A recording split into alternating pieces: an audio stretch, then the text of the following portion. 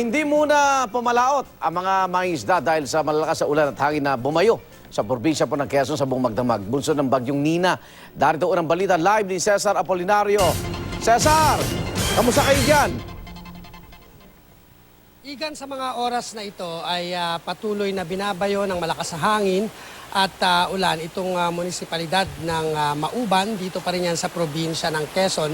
At kagabi nga sa pag-iikot natin ay nakita natin itong mga mangingisda, no, na inaayos ang kanilang mga bangka at inilalagay sa safety o ligtas na lugar dahil nga sa banta ng malalakas na pag-alon dito sa mga baybaying dagat.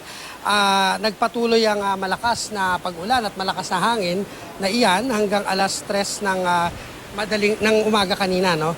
At dahil sa banta ng bagyo Nina ay umaga pa lang ay hindi na pinalaot ang mga pampaserong bangka, gayon din ang mga mangingisda. Sa ngayon ay nakataas sa signal number 2 ang Northern Quezon, kabilang dyan ang Mauban at 18 pang munisipalidad. At samantalang signal number 3 naman sa Southern Quezon, yan yung mga lugar na malapit sa Bicol Region. At dahil nga magdamag na binayo ng ulan at hangin ng Quezon, maraming kababayan natin ang inilikas sa partikular sa mga mabababang lugar at sa mga coastal area. At dinala sila sa mga evacuation center dito. Samantala, malakas na hangin at ulan naman ang bumayo rin sa Southern Quezon. Maraming punong kahoy ang nakahambalang sa highway, brown out sa malalaking bahagi ng Quezon Province.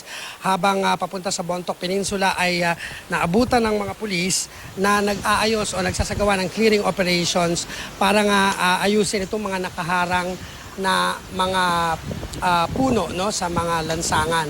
At sa ngayon, ang payo pa rin ng mga otoridad dito ay yung mga hindi pa lumilikas, partikular dun sa mga mabababang lugar at sa coastal area, ay magsilikas na. No? Dahil hanggang sa mga oras na ito ay binabayo pa rin dito sa lugar ng malakas na hangin at malakas na ulan. Igan?